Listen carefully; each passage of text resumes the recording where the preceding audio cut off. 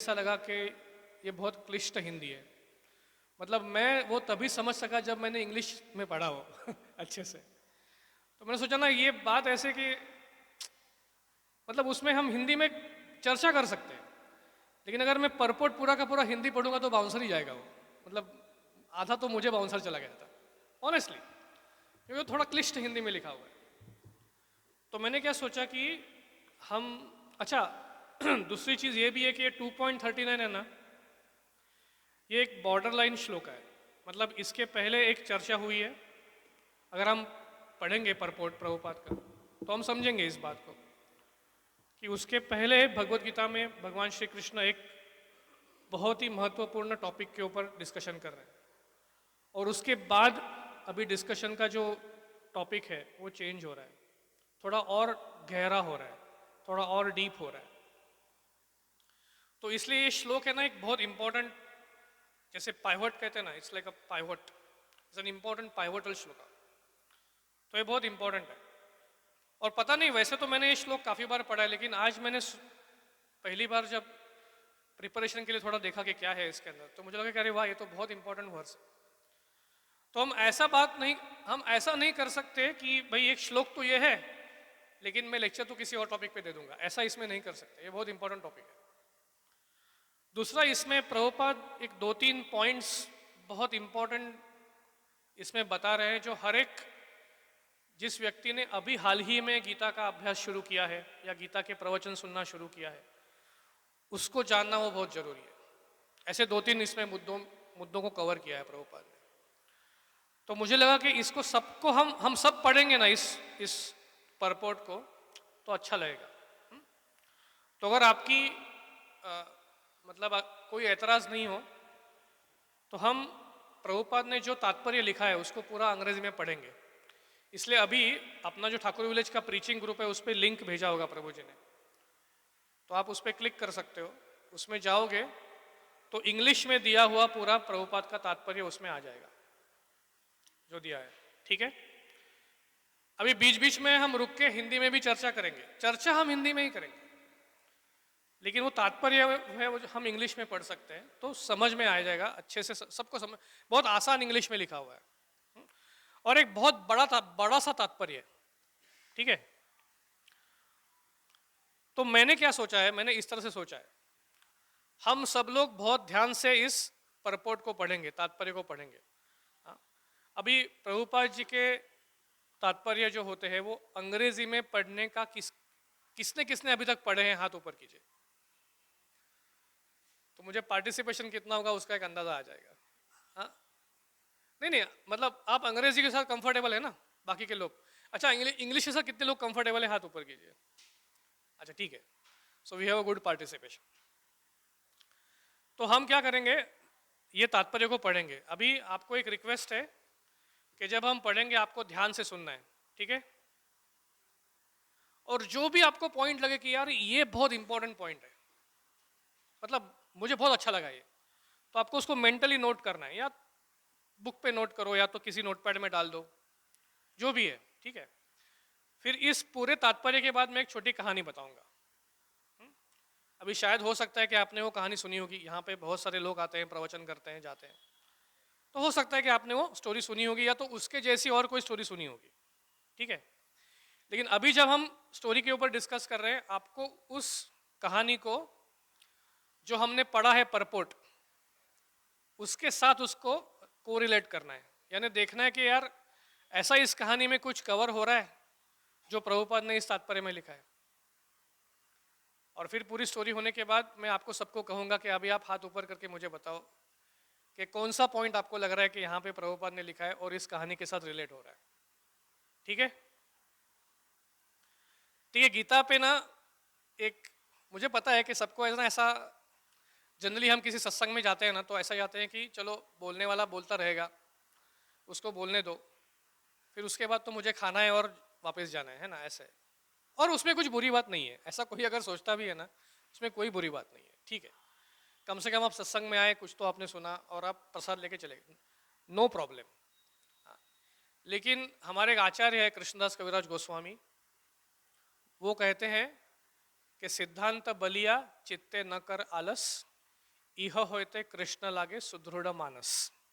बंगाली है, बंगाली वर्स है। क्या कहा है? सिद्धांत बलिया चित्ते न कर आलस। यानी अगर कोई व्यक्ति अगर किसी व्यक्ति को कहो ना कि चलो स्टडी करते हैं, या बच्चों को कहे चलो हम साथ में बैठ के ना स्टडी करते हैं, तो कितने बच्चे खुश होकर हाथ ऊपर करेंगे? हो सकता है 100 में 10 बच्चे हो जो कहेंगे हाँ चलो चलो चलो। बाकी 90 लोग तो बोलेंगे अरे यार आप आज भी स्टडी की ही बात कर रहा है। क्यों ऐसा कहते हैं? क्योंकि ना हमारे हर एक व्यक्ति में ना एक प्रवृत्ति होती है जिसका नाम है आलस। जैसे अगर कोई बंदा बहुत तगड़ा है, मतलब अच्छा खाना पीना अच्छा है, शरीर से भी बहुत सेहतमंद है, आप उसको कहोगे आप ना अगर जिम जाओगे ना तो आप मॉडल बन जाओगे, मॉडल, ऐसी बॉडी बन जाएगी। तो बंदा बोलेगा यार मैं जिम ना जाके इतना अच्छा हूं तो जिम क्यों जाऊं? हाँ? अगर जाएगा तो हो सकता है कि बड़ा सुपरस्टार बन जाए, लेकिन लोग सोचेंगे यार मैं क्यों जाऊं? तो इसके पीछे क्या हो रहा है? आलस। एक हाँ, तो उसी प्रकार से भगवान ने आपको सबको बुद्धि दी है।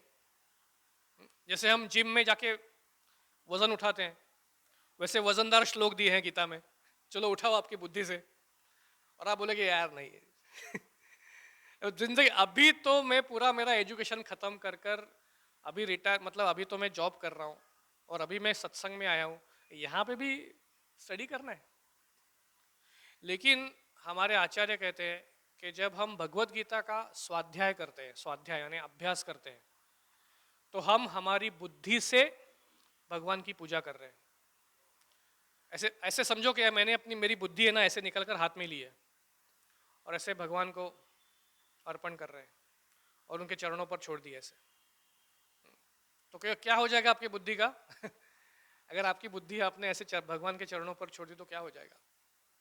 प्यूरिफाई हो जाएगी, शुद्ध हो जाएगी, है ना?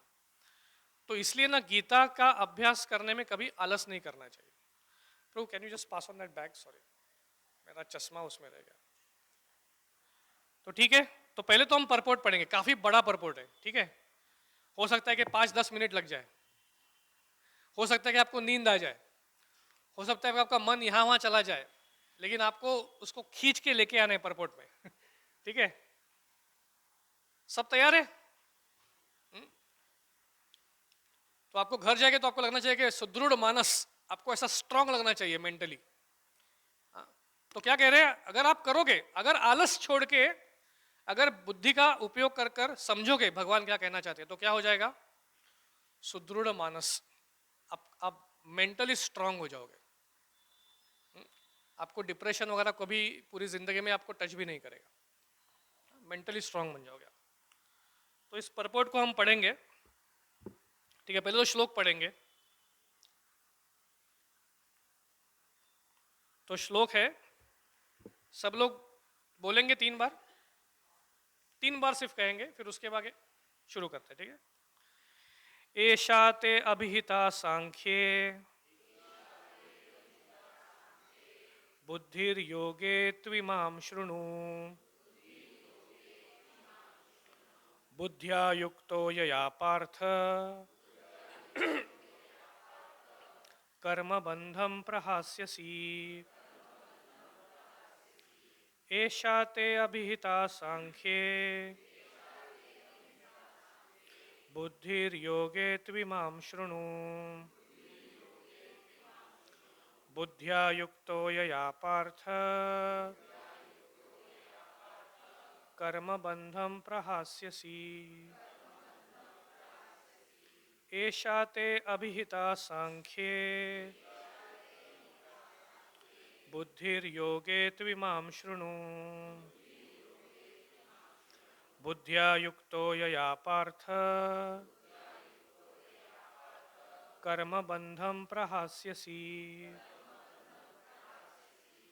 मैं सीधा भाषांतर के ऊपर जा रहा हूँ। ट्रांसलेशन, प्रभुपाद कह रहे हैं, Thus far I have described this knowledge to you through analytical study. Now listen as I explain it in terms of working without fruitive results. O son of Prutha, when you act in such knowledge, you can free yourself from the bondage of works. ठीक है? सो भगवान कह रहे हैं अभी तक मैंने आपको क्या कहा, मैंने आपको सांख्य के बारे में कहा, एनालिटिकल स्टडी। अभी आगे मैं आपको बता रहा हूं बुद्धिर योगे तु इमाम शृणु। यहाँ पे बुद्धि योग ऐसा कहा है, प्रभुपाद ट्रांसलेशन में लिख रहे हैं now listen as I explain it in terms of working without fruitive results. अभी इसके बारे में थोड़ा आगे डिस्कशन करेंगे हम, लेकिन देखो सो अभी तक सांख्य था, अभी बुद्धि योग शुरू हो रहा है, ठीक है। अभी लगते हैं प्रभुपाद क्या लिखते हैं परपोर्ट में। अकॉर्डिंग टू द निरुक्ति और द वैदिक dictionary, Sankhya means that which describes things in detail, and Sankhya refers to that philosophy which describes the real nature of the soul. And yoga involves controlling the senses. Arjuna's proposal not to fight was based on sense gratification. Forgetting his prime duty, he wanted to cease fighting because he thought by not killing his relatives and kinsmen, he would be happier than by enjoying the kingdom after conquering his cousins and brothers, the sons of Dhritarashtra. In both ways, the basic principles were for sense gratification. Happiness derived from conquering them and happiness derived by seeing kinsmen alive are both on the basis of personal sense gratification, even at a sacrifice of wisdom and duty. ये थोड़ा समझ में आया ये वाक्य?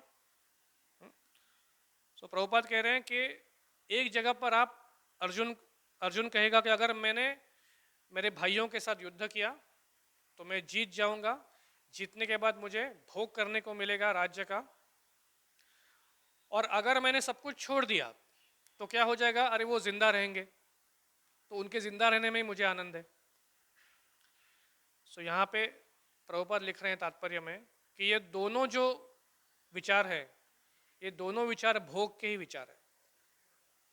आपको ऐसा लग रहा है कि वो राज्य छोड़ना चाहता है, लेकिन उसके पीछे क्या है, अरे ये सब लोग सुखी रहे, तो वो एक तरह से अपने खुद के इंद्रियों की तृप्ति, मतलब अपने खुद के मन के बारे में, खुद के सेटिस्फेक्शन के बारे में ही चर्चा हो रही है। जीतना भी वो जीतने का विचार भी वैसा ही है और छोड़ देने का विचार भी वैसा ही है। इसमें भगवान के बारे में कुछ नहीं हो रहा है, ठीक है। अभी आगे जाते हैं। Okay, it is happening at the cost of what? Prabhupada is saying it is happening at the sacrifice of wisdom and duty. यानी विजडम कुछ और कह रहा है कि क्या करना चाहिए, कर्तव्य कुछ और कह रहा है, लेकिन फिर भी नहीं, आप कहोगे नहीं मुझे ऐसा ही करना है क्योंकि मुझे ऐसा अच्छा लगता है, मुझे ऐसा ही करना है। तो अभी आगे देखते हैं प्रभुपाद क्या कहते हैं। Krishna therefore wanted to explain to Arjuna that by killing the body of his grandfather he would not be killing the soul proper. And he explained that all individual persons, including the Lord himself, are eternal individuals. They were individuals in the past, they are individuals in the present, and they will continue to remain individuals in the future. Because all of us are individual souls eternally. ठीक है? We simply change our bodily dress in different manners, but actually we keep our individuality even after liberation from the bondage of material dress. An analytical study of the soul and the body has been very graphically explained by Lord Krishna. And this descriptive knowledge of the soul and the body from different angles of vision has been described here as Sankhya. In terms of Nirukti dictionary, this Sankhya has nothing to do with the Sankhya philosophy of the atheist Kapila. Long before the impostor Kapila's Sankhya, the Sankhya philosophy was expounded in Srimad Bhagavatam by true Lord Kapila, the incarnation of Lord Krishna, who explained it to his mother Devahuti. It is clearly explained by him that the Purusha, the Supreme Lord, is active and that he creates by looking over the Prakriti. This is accepted in the Vedas and in the Gita. The description in the Vedas indicates that the Lord glanced over the Prakriti or nature and impregnated it with atomic individual souls. All these individuals are working in the material world for sense gratification and under the spell of material energy. And under the spell of material energy, they are thinking of being enjoyers. This mentality is dragged to the last point of liberation when the living entity wants to become one with the Lord. This is the last snare of Maya or sense gratificatory illusion. And it is only after many, many bursts of such sense gratificatory activities that a great soul surrenders unto Vasudev, Lord Krishna, thereby fulfilling the search after the ultimate truth. थोड़ा सा overwhelming होगा शायद बहुत कुछ बोल दिया प्रभुपाद ने एक तात्पर्य में, तो थोड़ा सा मैं एक्सप्लेन करता हूँ, ट्राई करता हूँ humble effort to explain it in simple Hindi. तो एक चीज़ यहाँ पे प्रभुपाद बता रहे हैं कि ये जो सांख्य फिलोसॉफी यहाँ पे गीता में दी है, गीता में जो बताई है, और आजकल अगर आप गूगल वगैरह करोगे ना सांख्य बताओ, तो एक बहुत फेमस फिलोसॉफी आजकल चलती है, लोग उसके बारे में बात करते हैं, सांख्य वगैरह, काफ़ी सारे आपको स्पीकर्स मिलेंगे। प्रभुपाद कहना चाहते हैं कि उस सांख्य में और इस सांख्य में फ़र्क है। छोटा सा उदाहरण दे रहे हैं यहाँ पे बताने के लिए कि वो सांख्य फिलोसॉफी क्या कहती है और ये सांख्य फिलोसॉफी क्या कह रही है। ठीक है, तो वो सांख्य फिलोसॉफी क्या कहती है, वो तत्वज्ञान जो है सांख्य, वो कहता है कि अगर आप आपके बुद्धि को ठीक से देखोगे तो धीरे धीरे आपको समझ में आ जाएगा कि वास्तव में सब कुछ मोह माया है। ऐसे लोग आपको बोलते हुए दिखाई देंगे, देखो सब कुछ मोह माया है। हाँ? तो सत्य क्या है? सत्य केवल ब्रह्म है, ब्रह्म ही सत्य है। और ये पूरा विश्व है ना, वो भी वो ब्रह्म ही है। जो हम भगवान जानते हैं वो भी ब्रह्म ही है। और आप एक आत्मा हो ना, वो भी एक ब्रह्म ही है। अंत में सब कुछ एक ही है, एक ही ब्रह्म है। धीरे धीरे धीरे आप जब दुनिया में देखते जाओगे तो आपको दिखाई देगा कि क्या ये चीज़ नश्वर है? हाँ ये नश्वर है, ये तो ख़त्म हो जाती है। क्या ये नश्वर है? हाँ ये भी ख़त्म हो जाता है। इस तरह से ये नहीं, ये नहीं, ये नहीं, ऐसे करके आत्मा है, नश्वर नहीं है, वो ब्रह्म है। यहाँ पे वो एंड हो जाता है फिलोसॉफी। यानी हम भी ब्रह्म है, भगवान भी ब्रह्म ही है, ये सारा विश्व भी ब्रह्म ही है। इसीलिए जब आप इस पूरे मोह माया से बाहर निकलोगे तो आपको ये पता चलेगा कि आप ही साक्षात भगवान है, आप ही ब्रह्म है, भगवान भी ब्रह्म है। ठीक है, ये सांख्य तत्व ज्ञान है, ये यहाँ पे आके आपको छोड़ देगा। अब ये ना, ये क्या है? ये अर्ध सत्य है दुनिया में सब कुछ नश्वर है, ये सत्य है। भगवान ब्रह्म है, हम भी ब्रह्म है, ये भी सत्य है। इस दुनिया में जो भी कुछ है वो सब भगवान से आया है, ये भी सत्य है। लेकिन वो सब भगवान ही है और हम सब भी भगवान ही है, ये एक गलत बात है। बस इसका जो कंक्लूजन है वो गलत है, बाकी सब कुछ सत्य है।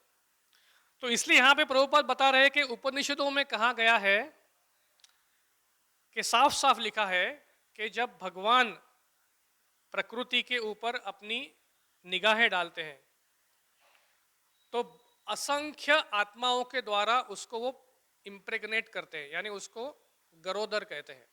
यानी जैसे एक पुरुष एक स्त्री को इम्प्रेग्नेट करता है बच्चे के लिए, उसी प्रकार से भगवान श्री विष्णु केवल अपनी दृष्टि से प्रकृति को इम्प्रेग्नेट करते हैं। यहाँ पे लिखा हुआ है।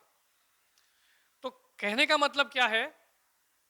जब क्रिएशन हुआ, जब निर्माण हुआ, तब से ही आत्मा अलग है, भगवान अलग है, प्रकृति अलग है। चाहे वो भगवान से ही आए हैं लेकिन वो अलग है, दे आर सेपरेट। वो भगवान से ही आए हैं लेकिन अलग है। तो ये प्रभुपाद यहाँ पे तात्पर्य में बता रहे हैं कि ये आप चीज समझो कि पहला तो ये समझो कि सांख्य जो यहाँ पे बताया गया है वो सांख्य कपिल का, ये आजकल का जो सांख्य फिलोसॉफी है वो नहीं है। दूसरा, क्यों? क्योंकि हम हमेशा अलग ही रहे हैं। ठीक है, शायद अभी तक आपको थोड़ा बोर होना शुरू हो गया होगा ऑलरेडी, बट ठीक है, नेचुरल है फिलोसॉफी है, दर्शन है, तो सुनना तो पड़ेगा। मैं ना आपको एक छोटी सी स्टोरी बताता हूँ जो मेरे फ्रेंड ने मुझे बताई। उसने बोला जब प्रभुपाद भगवत गीता के तात्पर्य लिखते थे ना, वृंदावन में थे। अगर आप जानते होंगे कि थोड़ा सा पार्ट गीता का प्रभुपाद ने पहले ही लिखा है अपने किसी किताबों का, तो वृंदावन में थे। अभी ये 1965 की बात होगी। अभी आपको अगर कुछ लिखना है तो क्या चाहिए आपके पास? कागज चाहिए, पेन चाहिए। अब स्वामी प्रभुपाद वहाँ पे वृंदावन में राधा दामोदर मंदिर में रहते थे, तो आपको क्या लगता है उनके पास कागज पेन वगैरह सब थे लिखने के लिए? नहीं थे। तो स्वामी प्रभुपाद भिक्षा मांगने के लिए जाते थे, क्योंकि सन्यासी थे, तो सन्यासी रहेंगे तो भिक्षा तो मांगेंगे ही। तो वृंदावन में अगर कोई बंदा आता था स्वामी प्रभुपाद को कुछ अनाज देने के लिए, फल देने के लिए, तो प्रभुपाद कहते थे मुझे थोड़ा ना एक पेपर दो, मुझे पेपर की ज़रूरत है और मुझे पेन की ज़रूरत है। फिर लोग कहते थे नहीं स्वामी जी हमारे पास पेन नहीं है, पेन तो ख़त्म हो गया, हमारे पास पेन नहीं। फिर प्रभुपाद कहते फिर मुझे पेन नहीं तो रिफिल दो, रिफिल। ऐसे रिफिल से और भिक्षा मांगकर कागज से प्रभुपाद ने तात्पर्य लिखे हैं परपोर्ट्स के। हमको तो सिर्फ पढ़ना ही है ना जो लिखा है वो। तो क्या हमको लगना नहीं चाहिए कि भाई एटलीस्ट जो प्रभुपाद के संप्रदाय में अपने आप को जोड़ना चाहते हैं कि जिस व्यक्ति ने इतने परिश्रम से ये लिखा है, तो अनाज को तो प्रभुपाद ने ना कहा और बोला कि रिफिल और पेपर दे दो। फिर सामने वाला व्यक्ति कहता था कि स्वामी जी आप खाओगे क्या? तो प्रभुपाद कहते थे ठीक है मुझे ना एक बटाटा दे दो, बटाटा। क्या कहते हैं उसको हिंदी में? आलू। आलू दे दो बस। तो प्रभुपाद ने ऐसे कितने सारे दिन केवल पके हुए आलू खाकर बिताए, और भिक्षा में क्या लिया है? पेन और पेपर। तो कभी भी मुझे जब कंटाला आता है ना कि ये क्या पढ़ने का है, तो मैं इस स्टोरी के बारे में सोचता हूँ, तो मुझे अच्छा लगता है कि नहीं पढ़ना चाहिए। हमें पढ़ने की बात है ना सब, हमको तो भिक्षा मांग के पेपर और नहीं तो लिखना नहीं है। जब राधानाथ स्वामी महाराज आए थे मुंबई में, और जब वो भिक्षुक थे उस समय पे, आप जिन्होंने महाराज का किताब पढ़ी है जर्नी होम, तो क्रॉस मैदान में वहाँ पे उन्होंने देखा कि प्रभुपाद इस्कॉन का स्टॉल लगा है, तो वहाँ पे चले गए। तो कृष्ण किताब वहाँ पे बिक रही थी। तो राधानाथ महाराज ने कहा कि कृष्ण किताब की कीमत क्या है? तो उस समय जो भी कीमत होगी उन्होंने बताई, वही भाई 10 रुपया है जो भी है। अब महाराज के पास 10 रुपये नहीं थे, तो महाराज ने कहा भाई मैं तो साधु हूँ, मेरे पास पैसा नहीं है, आप क्या आप दे दोगे किताब पढ़ने के लिए? उन्होंने बोले नहीं थी। फिर महाराज ने वीटी स्टेशन पर भीख मांग के 10 रुपये कलेक्ट किए और उसमें से किताब पढ़ी। ऐसी भूख होनी चाहिए, है ना? भूख होनी चाहिए। जब आपको भूख लगे ना, तो जब खाना खा रहे हो तो खाना हजम हो जाएगा। तो अगर हमको भूख लगी है ज्ञान की तो हम पढ़ेंगे, और फिर जो भी पढ़ेंगे ना वो ऐसा अंदर चला जाएगा, आप बोलोगे यार ये तो मैंने इतनी बार पढ़ा है, अभी अभी अभी समझ में आया क्योंकि अभी भूख लगी है आपको। तो चलो पढ़ते हैं एक बार, ठीक है? थोड़ी आपकी सबकी भूख जागरूक करो तो नींद नहीं आएगी। Okay, so all these okay fine fine fine. अभी आगे चलते हैं, फिर से वो पढ़ेंगे तो प्रॉब्लम हो जाएगा। और कितना है? ओ रे बाप रे, ठीक है चलो। अभी मैं समझाऊंगा नहीं, जस्ट पढ़ते जाऊंगा, ठीक है? उसके बाद डिस्कशन करेंगे। तो लेक्चर आज का यहीं खत्म ही नहीं होगा, फिर 8 तो बज गए। Arjuna has already accepted Krishna as his spiritual master by surrendering himself to him. Shishyasteham shadhimam tvam prapannam. Consequently, Krishna will now tell him about the working process in Buddhi Yoga or Karma Yoga, or in other words, the practice of devotional service only for the sense gratification of the Lord. This Buddhi Yoga is clearly explained in chapter 10, verse 10, as being the direct communion with the Lord, who is sitting as Paramatma in everyone's heart. But such communion does not take place without devotional service. One who is therefore situated in devotional or transcendental loving service of the Lord, or in other words, in Krishna consciousness, attains to this stage of Buddhi Yoga by the special grace of the Lord. The Lord says, therefore, that only to those who are always engaged in devotional service out of transcendental love does He award the pure knowledge of devotion in love. In that way, the devotee can reach Him easily in ever blissful kingdom of God. Thus, the Buddhi Yoga mentioned in this verse is the devotional service of the Lord. And the word Sankhya mentioned herein has nothing to do with the atheistic Sankhya Yoga enunciated by the impostor Kapila. One should not therefore misunderstand that Sankhya Yoga mentioned herein has any connection with the atheistic Sankhya, nor did that philosophy have any influence during that time, nor would Lord Krishna care to mention such godless philosophical speculations. Real Sankhya philosophy is described by Lord Kapila in Srimad Bhagavatam, but even that Sankhya has nothing to do with the current topics. Here, Sankhya means analytical description of body and the soul. Lord Krishna made an analytical description of the soul just to bring Arjuna to the point of Buddhi Yoga or Bhakti Yoga.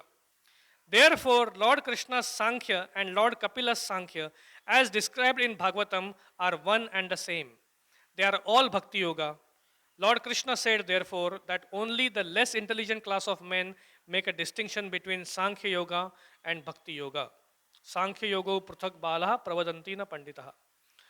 Of course, atheistic Sankhya Yoga has nothing to do with Bhakti Yoga, yet the unintelligent claim that the atheistic Sankhya Yoga is referred to in Bhagavad Gita.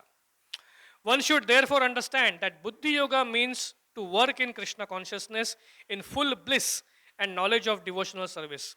One who works for the satisfaction of the Lord only, satisfaction of the Lord only, however difficult such work may be, is working under the principles of Buddhi Yoga and finds himself always in transcendental bliss. By such transcendental engagement, one achieves all transcendental understanding automatically by the grace of the Lord. And thus, his liberation is complete in itself, without his making extraneous endeavors to acquire knowledge.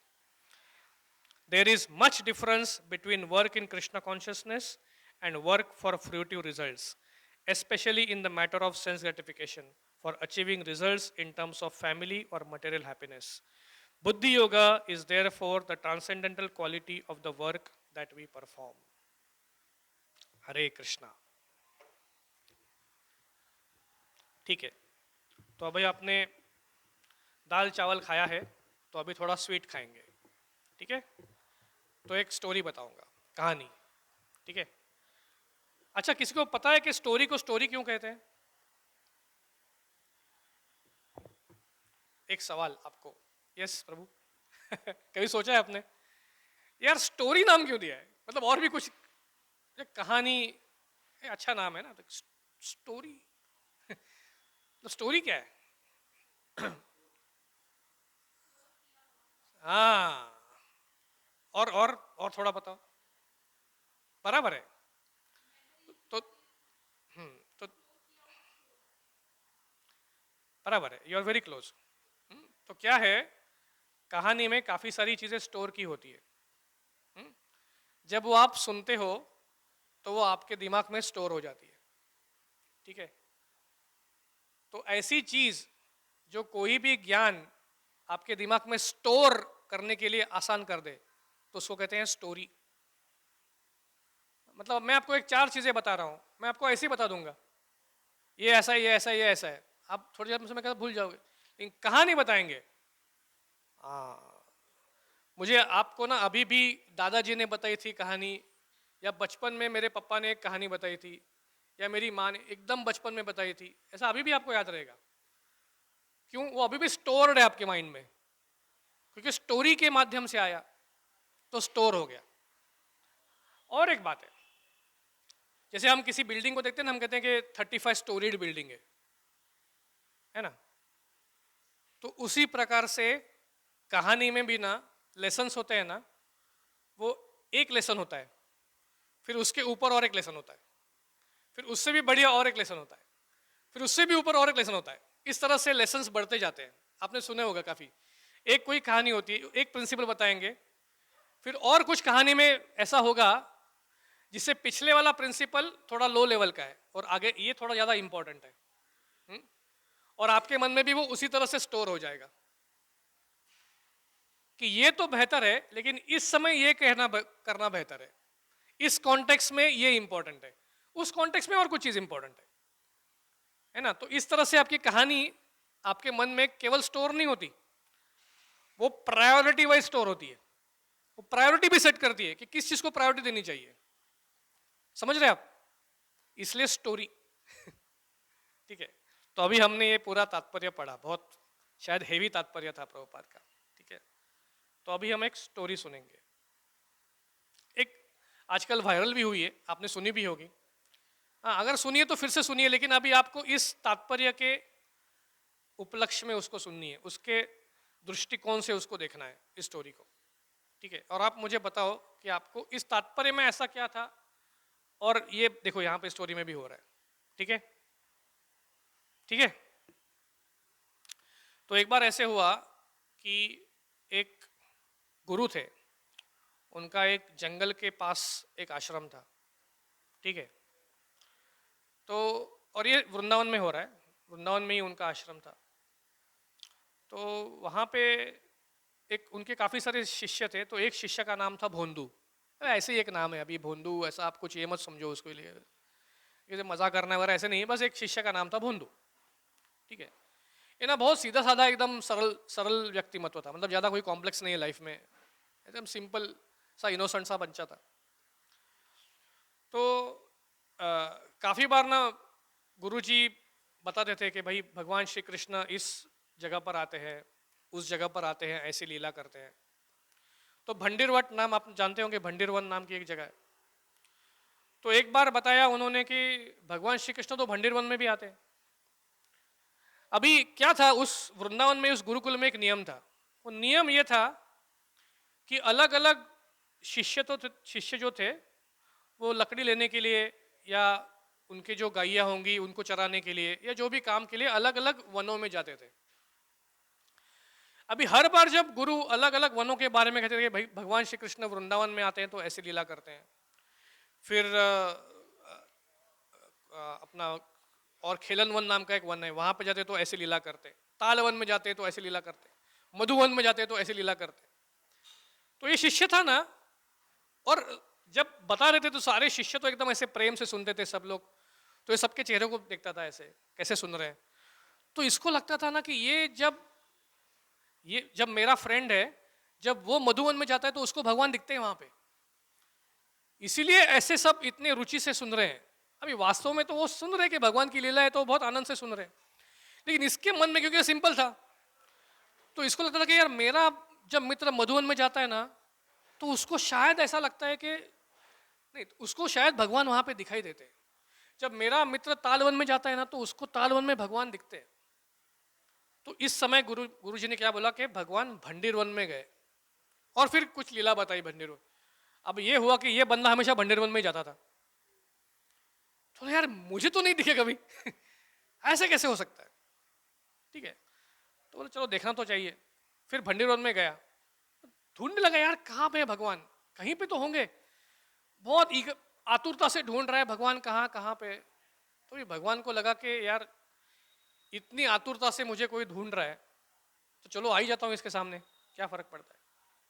हाँ, तो सामने आ गए भगवान के, और जैसे भगवान सामने आए तो याद करने लगा कि कृष्ण के बारे में गुरु महाराज ने क्या कहा था। बोला था कि हाँ ऐसे पीताम्बर वस्त्र पहनते हैं, नीला सा वर्ण है, उनके सर के ऊपर एक हमेशा मयूर पंख रहता है, मोर पंख रहता है। और एक ना बहुत सुंदर सी चीज है, आपने कभी देखा होगा, कभी मंदिर में भी गए होंगे, भगवान के विग्रह को देखा होगा, तो आप जो मोर पंख होता है ना वो ऐसा हवा से हिलते रहता है, कभी देखा है आपने? हाँ। तो मुझे तो बहुत अच्छा लगता था वो देखने से कि यार कि कितना सुंदर लग रहा है। हाँ। तो मेरे घर पे भी छोटे विग्रह है जगन्नाथ, तो उनके मोर पंख है ऐसा छोटा, तो वो ना हिलता नहीं है हवा से तो मैं बड़ा वाला लेके आया, थोड़ा सा ऐसे हवा से हिले, इसलिए वो अच्छा लगता है ना दिखने में। आपको आपने देखा है, किसी ने देखा है बताओ पहले, हाथ ऊपर करो हाँ, बहुत सुंदर लगता है, मतलब एकदम ऐसा लगता है कि अभी भगवान बाहर आ जाएंगे, ऐसे वो जब मोर पंख हिलता है। तो अभी हाल ही में मैंने हरिवंश पुराण में एक श्लोक पढ़ा जिसमें ऐसा लिखा है कि भगवान जब मोर पंख पहनते पहनते हैं तो मंद मंद हवा से वो हिलते रहता है। ऐसा लिखा है, शास्त्र में लिखा है। हाँ? रराज बरही पत्रेण मंद मारुत कंपिना, ऐसा लिखा है। हाँ? रराज बरही पत्रेण मंद मारुत कंपिना, मंद मारुत मतलब ऐसे धीमी हवा से वो ऐसे कंप होता है, ऐसे ऐसे ऐसे हिलता है। और बहुत रराज मतलब बहुत उनको बहुत शोभायमान लगता है, उनके चेहरे के ऊपर बहुत सुंदर लगता है। तो बोला भाई ये तो सही बात है, शास्त्र में लिखा है कैसा हिलना चाहिए। तो ये बंदे ने देखा, अरे ये तो मोर पंख भी तो हिल रहा है सर के ऊपर।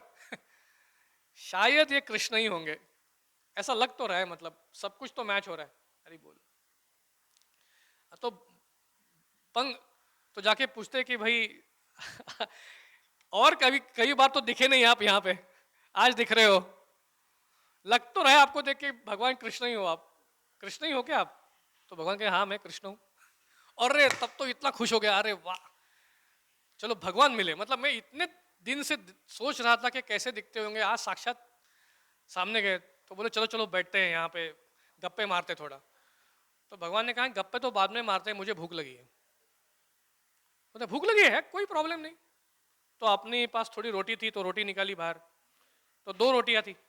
गुरुजी ने 2 रोटियां पैक करके दी थी डब्बे में, मतलब गुरु माता ने दी होगी जो भी है।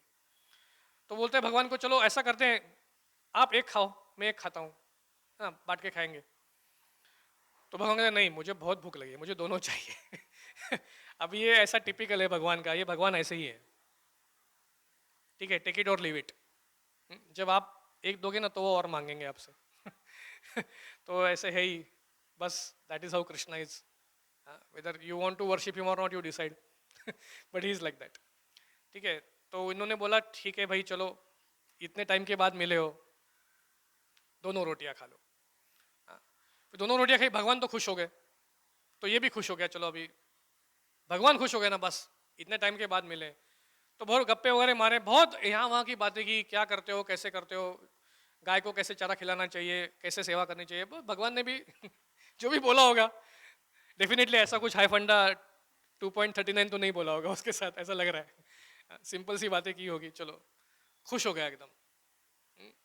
तो एकदम उस दिन तो मतलब घर पे भी गया तो भूख भी कुछ नहीं, मतलब एकदम आश्रम में भी एकदम एकदम जल्दी सो गया। बोला अभी कल ये ना भगवान के जो मित्र है ना उनको ये सब एक नेचर होता है, उनको रात को नींद नहीं आती, क्योंकि अगले दिन भगवान को मिलने की एक्साइटमेंट होती है, तो रात को नींद नहीं आती।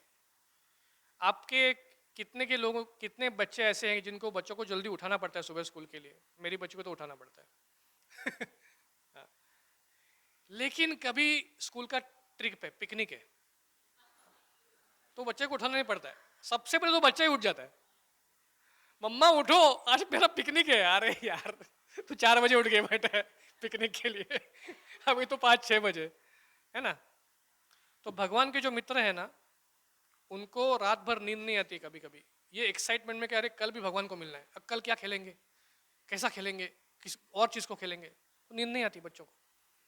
हाँ, तो ये बंदे को भी वो पूरा एक्साइटमेंट था अभी आज मिले भगवान, और इसको तो ये पता ही नहीं कि बाकी सबको भगवान नहीं मिलते हैं, इसको तो ये लग रहा है कि सबको भगवान मिलते हैं, तो इसलिए इसने कुछ बोला नहीं किसी को।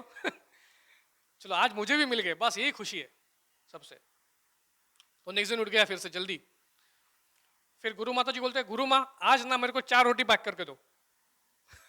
तो 4 रोटी पैक की, तो गुरु माँ ने तो कुछ बोला नहीं, ठीक है भूख लगी होगी, तो 4 रोटी पैक कर ली। अभी एक आश्रम में ना एक टिपिकल टेंडेंसी होती है, उसको कहते हैं चुगली। चुगली जानते हो आप? तो बाकी बच्चों ने देखा कि भाई इसको 4 रोटी मिली, हमको तो 2 ही मिली है। तो फिर गुरु जी के पास गए, बोले ये बंदा ना आज 4 रोटी लेके जा रहा है, पता नहीं क्या करने वाला है 4 रोटी के साथ। तो गुरु जी ने बोला, उसको बोला भाई तूने 4 रोटी ली आज? बोलते हाँ। क्यों? अरे वो कृष्ण आते हैं ना वहां पे, भगवान आते हैं, तो वो 2 रोटी, कल 2 रोटी उन्होंने मेरी दोनों रोटी खा ली, तो कल तो मुझे मैं भूखा रह गया। तो गुरुजी ने कहा कल बताया क्यों नहीं आने के बाद कि भूखा है करके? बोला बस ऐसे आनंद आ रहा था, को बताने का मन ही नहीं हुआ आपसे। हाँ, जैसे परीक्षित महाराज भागवतम सुन रहे हैं 7 दिन खाना नहीं खा रहे, लगा उनको भूख वगैरह कुछ नहीं लगा। हाँ, एक एक तुकाराम महाराज करके संत है, वो एक अभंग में लिखते हैं, कहते हैं आता कोठे जावे मन तुझे चरण देख लिया। फिर कहते हैं भाग गेला शीर्ण गेला अवघा झाला आनंद, ऐसा कहते हैं। भाग गेला शीर्ण गेला, भाग मतलब मेरा जो फिजिकल पेन है ना, थकान है, फिजिकल थकान है, वो ही चली गई है। और शीर्ण गेला, शीर्ण गेला मतलब मेरा जो मेंटल बोर्डम है वो भी निकल गया। अवघा झाला आनंद, ऐसा मुझे आनंद हो गया है। आता कोठे जावे मन, तो मेरा मन और कहाँ जाएगा, बस आपके चरणों को देखिए मुझे इतना मिल रहा है, तो ऐसा कहते हैं वो। अभी इसने वास्तव में भगवान को देखा है, उनके चरण देखे, सब कुछ देखा है। हाँ? अच्छा, एक चीज है कि इसका ना माइंड थोड़ा भगवान के चरणों के ऊपर थोड़ा फोकस हो गया उस टाइम पे। मैं ऐसा कभी देखा नहीं था चीज, है ना। अभी जैसे बच्चों को ना, बच्चों की सब जगह पे नजर घूमती रहती है। हाँ, जैसे मेरे वाइफ को ना ऐसा इधर यहाँ पे इधर एक छोटा सा मस्सा है सब, तो मुझे वो दिखता भी नहीं है मतलब, लेकिन जब भी किसी बच्चे को हाथ में लेती ना तो बच्चा वो मस्से को ऐसे ये क्या है, तो मैं कहता हूँ उसको ये स्क्रू है, स्क्रू उसको गिराना मत तो मैं तो मजाक कर रहा हूँ, तो मेरी वाइफ भी हंसती है उसके ऊपर लेकिन वो पूरा इतना सब कुछ है, चेहरा है अच्छा, उस कहानी बताइए, वो उसका हाथ उधर ही जाता है, ये क्या है। तो वैसे ना उसका ध्यान कहाँ चला गया, वो पैरों के ऊपर निशान है भगवान के। तो बोलते हैं भगवान ये दिखाओ दिखाओ दिखाओ दिखाओ दिखाओ, क्या है दिखाओ जरा। तो देखते हैं भगवान के पैर दिख रहा है, और ये तो ये इधर फ्लैग है, इधर मछली है, इधर ये सब कमल है। आ? आप में से सब लोगों ने कमल को वोट दिया होगा भगवान के पैरों के ऊपर भी है कमल anyway sorry sorry, wrong distraction तो भगवान के पैरों के ऊपर कमल है। और क्या क्या निशान होते हैं, बहुत कुछ है अलग अलग। एक ऐसे हाथी का जो ये होता है ना, उसको क्या कहते हैं, अंकुश, उसका भी एक निशान होता है। ऐसे अलग अलग निशान है। तो यार ये तो बोला, ये तो बंदा सही है एकदम, ऐसे पैरों के ऊपर निशान है। तो अभी तक गुरु जी से ये बात सुनी नहीं थी उसने कि भगवान के पैरों के ऊपर निशान होते हैं, ये तो नया कुछ देखने को मिला। फिर देख रहा है कि जब भगवान चल रहे हैं ना, तो वो निशान जमीन पे भी ऐसे फुटप्रिंट्स में वो निशान आ जाते हैं। बोला ये तो बहुत बढ़िया बात है, तो दिमाग में रह गया था वो। अभी कल गुरुजी ने बोला कि, तो गुरुजी थोड़े से डाउटफुल हो गए, क्या बोल रहा है ये, इसको भगवान दिखे। तो बोलते कैसे थे भगवान बताओ। तो बताने लगा भाई आपने जैसा बताया था वैसे ही थे, बिल्कुल वैसे ही, नीला रंग का ऐसा था, वो ऐसा हिलने वाला पिकॉक फेदर था सब वैसा ही था, धोती थी, पीताम्बर थी, सब कुछ था। तो और बताओ क्या था। अभी क्या है, गुरुजी को पता है कि ये बंदा ना सीधा साधा बंदा है, ये झूठ नहीं बोलेगा। और कोई बच्चा कहता कि मुझे भगवान दिखे, ये दिखे, तो मजाक कर रहा है,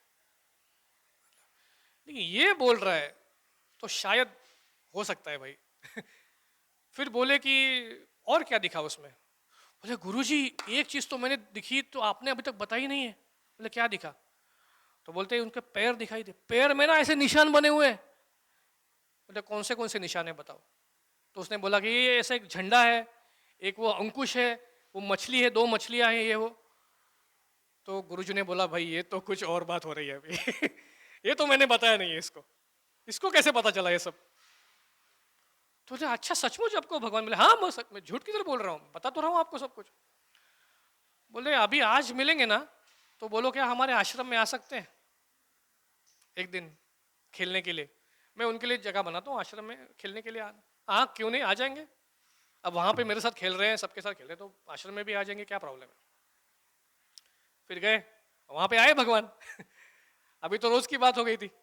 हाँ, तो भगवान आए, फिर 2 रोटियां दी, भगवान ने 2 रोटियां खा ली। अभी 4 रोटियां नहीं मांगे इस बार, 2 रोटियां खाई तो खुश हो गए भगवान, चलो उसने भी 2 रोटियां खाई।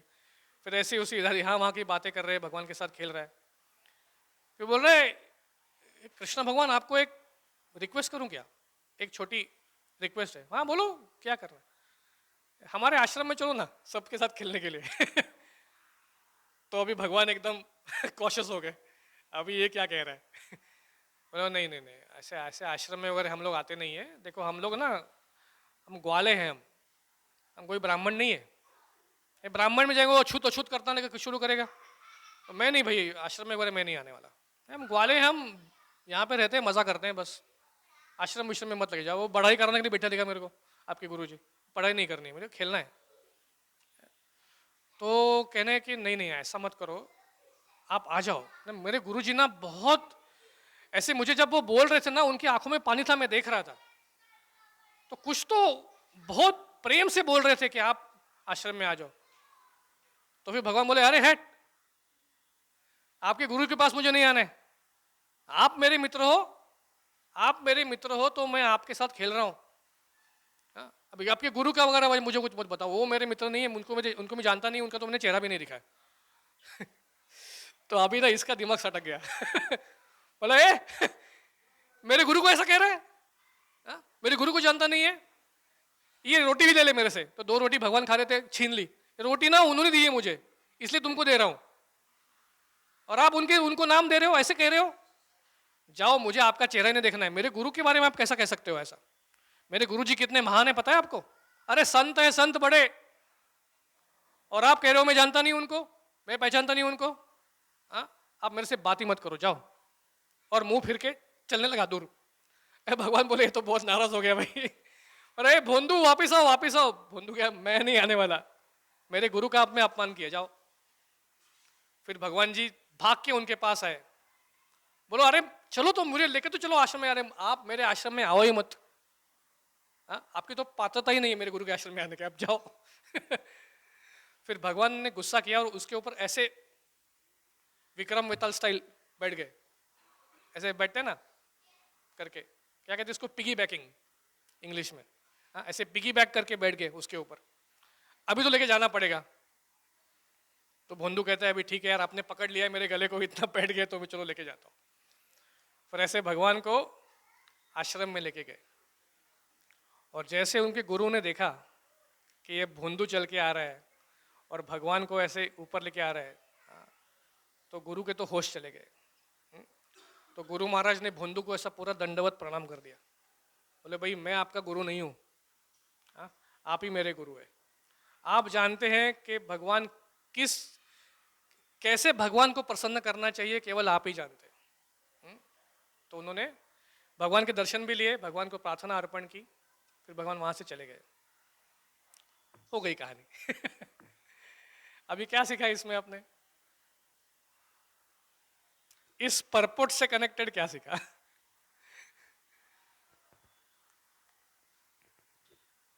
एक ही पॉइंट था वैसे इस कहानी में, ज्यादा कोई पॉइंट्स नहीं है, छोटे 1-2 ही पॉइंट्स है, लेकिन बहुत इंपॉर्टेंट पॉइंट्स है। देखो भक्ति में ना एक बहुत ही सटल सा एक विचार आता है, हर भक्त के मन में आता है वो विचार।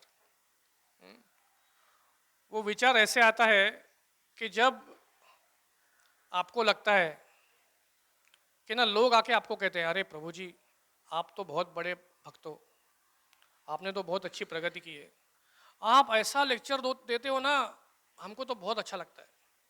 भाई आपका लेक्चर सुनने के लिए हम आते हैं। या तो कोई कहेगा अरे क्या प्रभु जी आप बुक डिस्ट्रीब्यूशन करते हो, 2000-4000 बुक्स तो आप ऐसे एक सायंकाल में ही आप पूरा खत्म कर देते हो। कोई कहेगा अरे प्रभु जी आप क्या ड्रामा में काम करते हो, गोलोका प्लेयर्स, ऐसे भाई आपका ड्रामा ही हम देखने के लिए आते। तो कुछ समय के बाद क्या होता है ना, इसे दारू पीने के बाद कैसे दारू चढ़ जाती है ना, वैसे प्रशंसा भी चढ़ जाती है। दारू तो बहुत फालतू चीज है, कुछ नहीं है दारू में। जितनी नशा प्रशंसा में है ना, उतनी और किसी चीज में नहीं है। आप समझ लो ये बात अच्छी तरह से। जब कोई व्यक्ति आपकी प्रशंसा करता है तो चढ़ जाती है पूरी दिमाग में, उतरती नहीं जल्दी। फिर दारू तो उतर जाती है बेचारी एक दिन में। प्रशंसा ऐसे चढ़ जाएगी ना, साल तक उतरेगी नहीं, साल भर तक उतरेगी नहीं, फिर भगवान को उतारनी पड़ती है। कुछ करके, जादू टोना करके, तब उतर जाती है। अरे मैं तो भाई ऐसा ही हूं। तो ये बहुत बड़ा प्रॉब्लम है। तो फिर हमको क्या लगता है ना, हमको लगता है कि वास्तव में हमारे पास ये सब गुण हैं और इस सब गुणों के ना मैं अधिपत्ता हूं, मैं उसका मालिक हूं इस सारे गुणों का। और फिर उस गुणों को हम हमारी प्रतिष्ठा के लिए, हम उस गुणों को, हमारे ही गुणों को हम उसको भोग करने लगते हैं। वैसे एक कृष्ण बुक अगर आपने पढ़ी होगी तो उसमें पौंड्रक नाम का एक राजा था, उसकी कहानी आती है। पौंड्रक सुनिए आपने कहानी। उस पौंड्रक को ना एक्चुअली ऐसा लगता था कि वो भगवान श्री कृष्ण है, मतलब ही वॉज कन्विंस्ड। क्यों? क्योंकि उसके आजू बाजू के लोग उसको ना हर दिन ये बताते थे, अरे आप ही भगवान हो, आप ही वासुदेव हो, देखो देखो कैसे आपका शरीर कैसे है, देखो आपके बाल कैसे घुंघराले, जैसे आपके आंखों में कैसे कमल जैसे आपके आंख है, ये है वो है। तो हर दिन लोग बता रहे हैं। तो जब हर दिन, क्या कहते हैं, झूठ को अगर आप हर दिन कहोगे ना तो वो सच बन जाता है एक समय।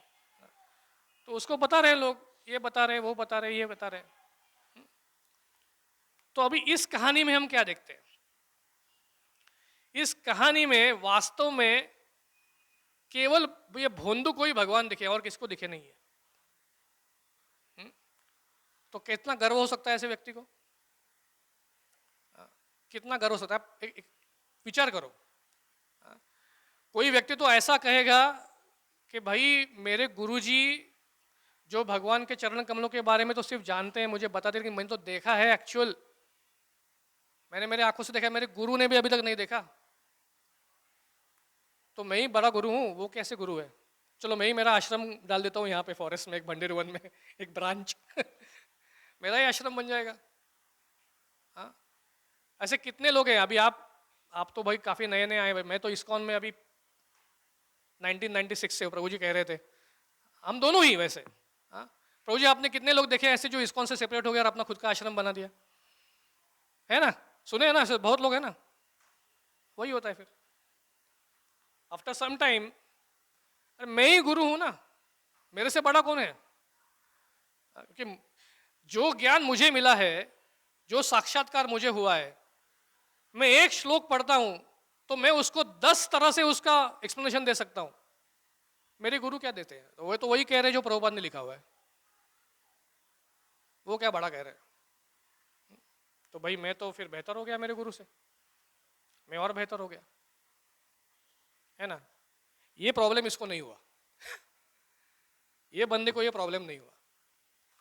उल्टा जब भगवान ने उसकी परीक्षा ली, अरे आपके गुरु को मैं नहीं जानता मैं तो आपका फ्रेंड हूं, उनको क्या है?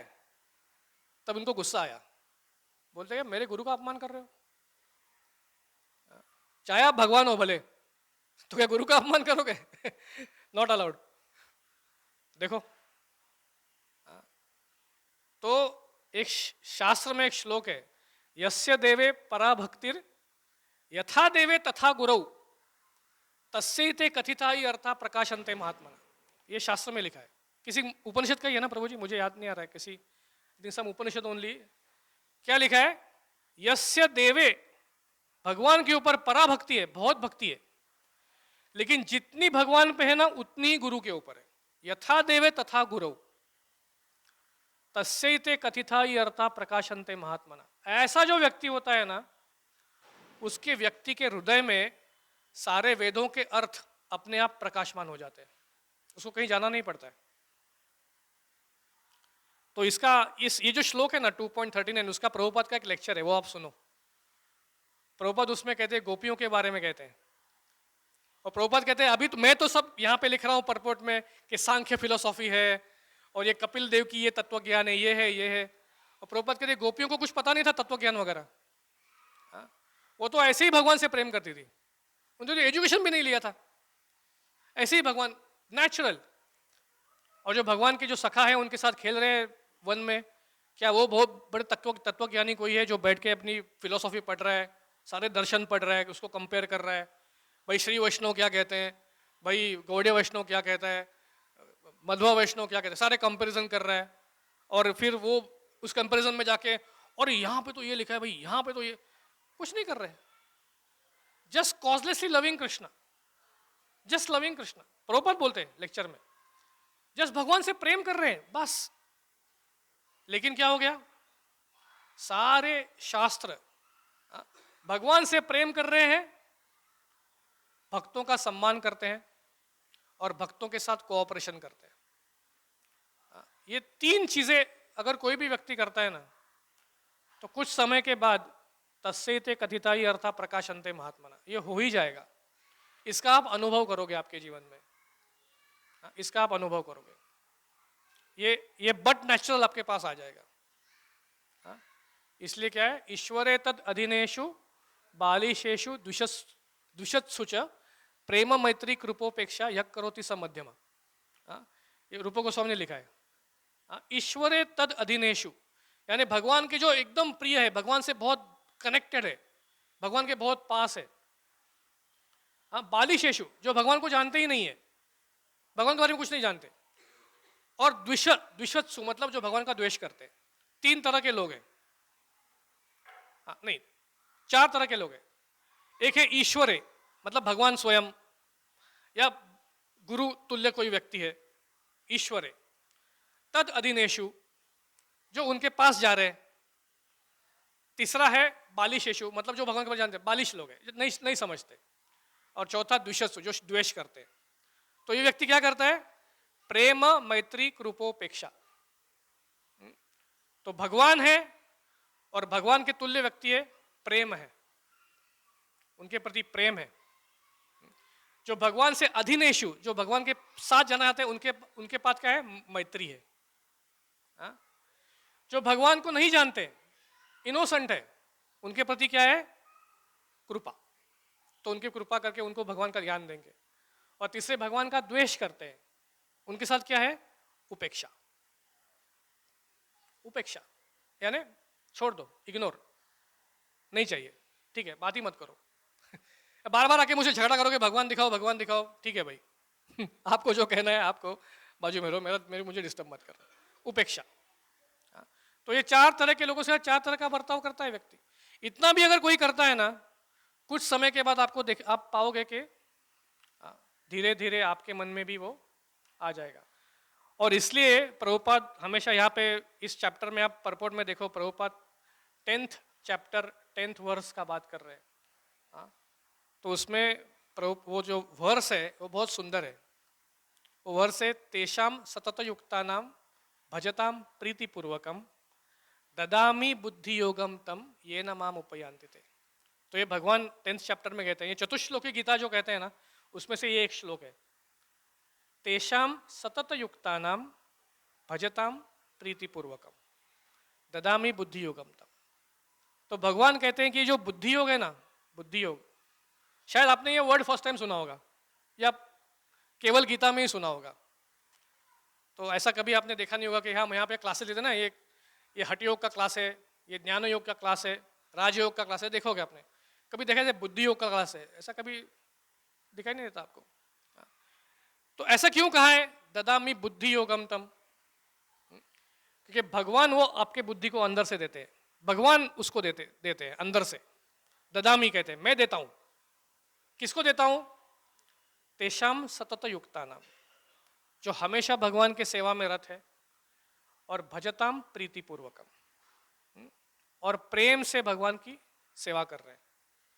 तो प्रभुपाद कहते हैं कि अगर आपको कोई भगवान की सेवा करने को कहता है और आप कहते हैं कि मुझे क्यों दे रहे हो, और कोई मिला नहीं देने के लिए, चलो ठीक है आपने बोला तो मैं ही कर दूंगा, तो आप कर रहे हो लेकिन प्रीतिपूर्वक हम नहीं कर रहे हो है ना। आप ठीक है, चलो अभी करना है, कोई भी नहीं है तो मैं कर लेता हूँ।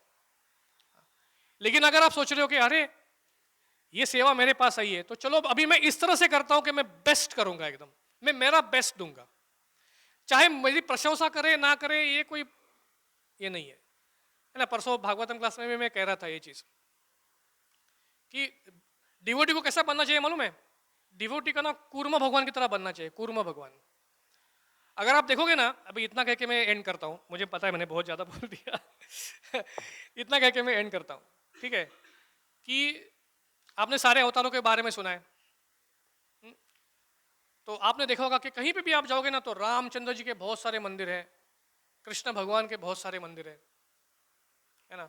नरसिंह देव के बहुत सारे मंदिर है, वराह देव के बहुत सारे मंदिर है। आप तिरुपति जाओगे, वहां पे जाओगे, कितने सारे मंदिर है। कूर्म देव के कितने मंदिर है भाई, मुझे बताओ, कितने देखे हैं आपने, बोलो।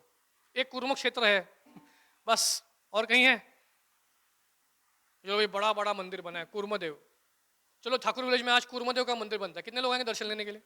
बोले कूर्म देव, ये क्या है, जानता भी नहीं हूँ क्या है ये, है ना। तो कूर्म देव है ना, आप जानते होंगे, जब असुर और देव साथ में आए और समुद्र मंथन करने लगे, क्या चाहिए समुद्र से?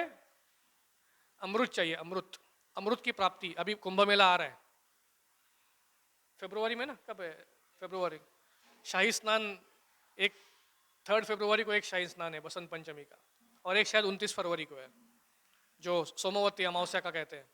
हाँ?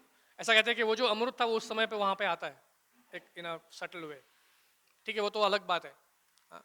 तो समुद्र मंथन की जब लीला हो रही है, हाँ? तो अभी समुद्र को, इतने समुद्र को कैसे मंथन करेंगे? तो भाई भगवान ने कहा कि ना ये मेरू पर्वत है, उसको लेके आ जाओ, उसको मथनी की तरह आप इस्तेमाल करो।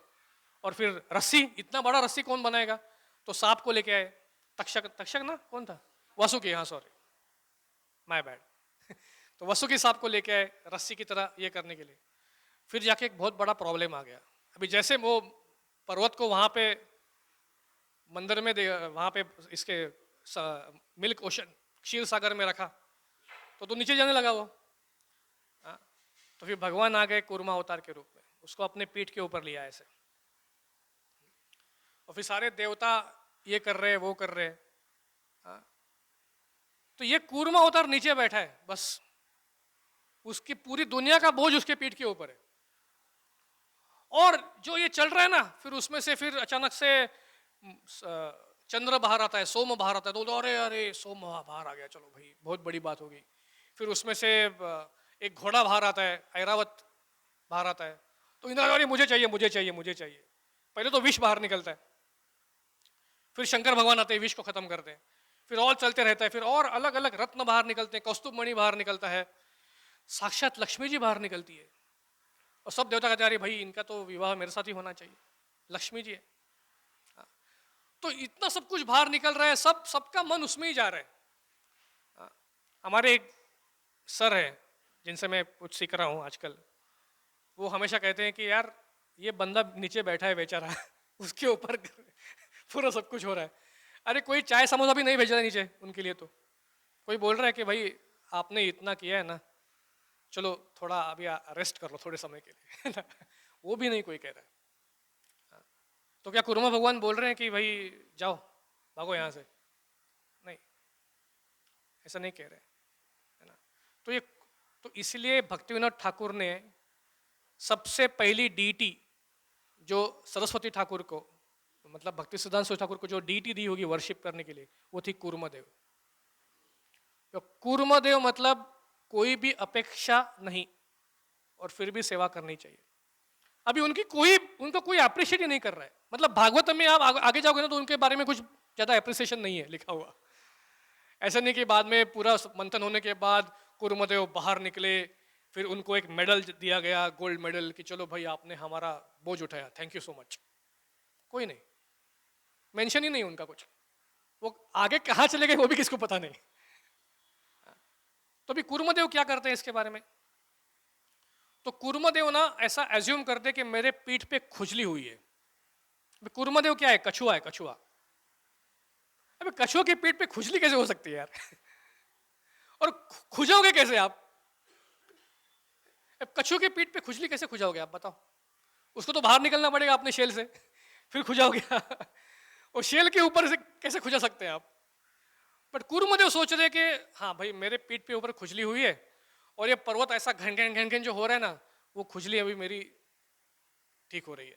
ऐसे कूर्मदेव ने एज्यूम किया अपने माइंड में, भागवत में लिखा है। तो ऐसे क्यों किया? क्यों किया ऐसे? तो आगे जाकर समझो, बाय चांस समुद्र मंथन हो गया और देवता आते हैं, बोलते कूर्मदेव थैंक यू सो मच भाई, आपने इतना किया इसलिए हमको अमृत मिला, इसलिए हमको लक्ष्मी जी आई, इसलिए ऐरावत आया, इसलिए इतने सारे रत्न बाहर निकले। धन्वंतरी बाहर निकले, आयुर्वेद बाहर निकला, थैंक यू सो मच।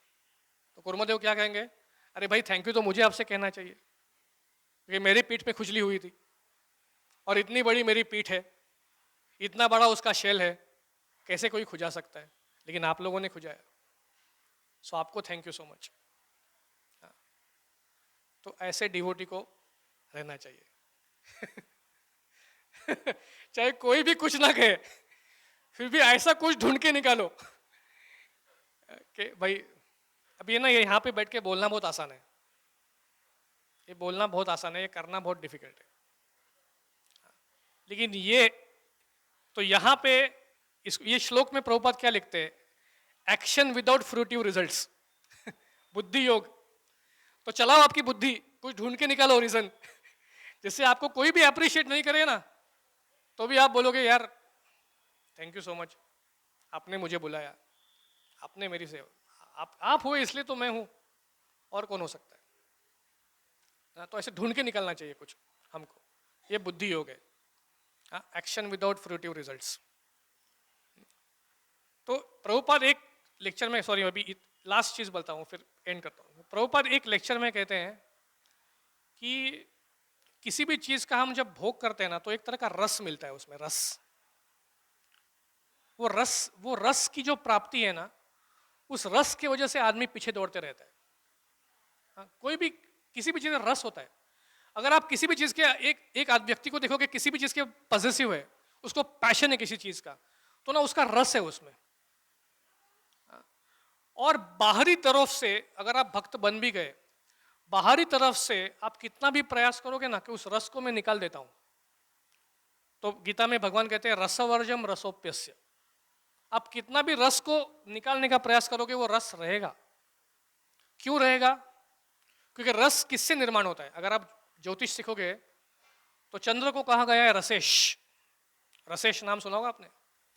तो चांद कभी जाता है? लोग कहते हैं जब तक सूरज चांद रहेगा। तो जब तक सूरज चांद रहेगा तब तक वो रस रहेगा अपने मन में। वो रस नहीं जाने वाला है कहीं पे, वो रस नहीं जाने वाला है। तो क्या होना चाहिए? तो इसलिए भगवान का एक नाम है कृष्ण चंद्र, राम का नाम है रामचंद्र। क्यों? क्योंकि क्या श्लोक है वो, रमन्ते योगिनो नन्ते सत्यानंदे चिदात्मनि इति राम पदे नासो परम ब्रह्मा विधीयते। है ना? मतलब राम में इतना रस है, उनके चेहरे में इतना रस है कि योगी उनकी लीला में परम परम काल के लिए रममाण होते हैं। जिसमें रममाण हो सकते हैं उसका नाम राम है, ऐसा कहा है। जो हमको आकर्षित करता है उसका नाम कृष्ण है, उसमें रस है। तो परम दृष्टवान, तो अगर कृष्ण का रस अगर आपके जीवन में आ जाए तो फिर आपकी अपेक्षा नहीं रहेगी, फिर आप कुर्मदेव जैसे बन जाओगे। क्योंकि दूसरे की प्रशंसा करने में आपको रस है, अपने को मिला नहीं मिला फर्क ही नहीं पड़ता। तो इसलिए भगवान आत्माराम है ना, भगवान आत्माराम है, भगवान को आपकी प्रशंसा की जरूरत नहीं है, तो कुर्मदेव को आपकी प्रशंसा की जरूरत नहीं है। तो ये हम सीख सकते हैं। ये रस है ना, इस रस को हमको रिप्लेस करना है बस। ऐसा रस भगवान की भक्ति में आ जाए, सेवा में आ जाए, और भगवान ना बहुत, ये रस आपको देने में भगवान बहुत कंजूसी करेंगे, वो नहीं देंगे आपको आसानी से, वो नहीं देंगे, बस वो नहीं देंगे। अभी आपको लेना है, अभी कैसे करोगे? तो जैसे देवताओं ने, अभी अमृत नहीं मिल रहा था तो देवताओं ने किया ना मंथन, वैसे आपको भी मंथन करना पड़ेगा आपके हृदय का हर दिन सुबह उठ के, हरे कृष्णा कृष्णा कृष्णा हरे हरे, हरे राम राम राम हरे हरे, है ना। फिर वैष्णवों की सेवा करनी पड़ेगी, हाँ, और फिर आपको रस मिल जाएगा, फिर रस मिल जाएगा। तो ये बहुत इंपॉर्टेंट चीज़ है। तो इसलिए तो Hare Krishna, thank you so much, आपने आपका कीमती समय लिया, आप यहाँ पे आए, बैठे। मैंने तो बहुत सारी बकबक की, लेकिन आपने ध्यानपूर्वक सुना, तो बहुत बहुत बहुत धन्यवाद। हरे कृष्णा। श्रील प्रभुपाद की जय। ग्रंथराज श्रीमद् भागवतम की जय। किसी को कुछ एक हाथ प्रश्न होगा तो ले सकते हैं, या तो फिर एंड करेंगे। Know questions? चलो, थैंक यू सो मच। तो अभी कैसा है, कीर्तन करते हैं या डायरेक्ट महाप्रसाद गोविंद है? Thank you.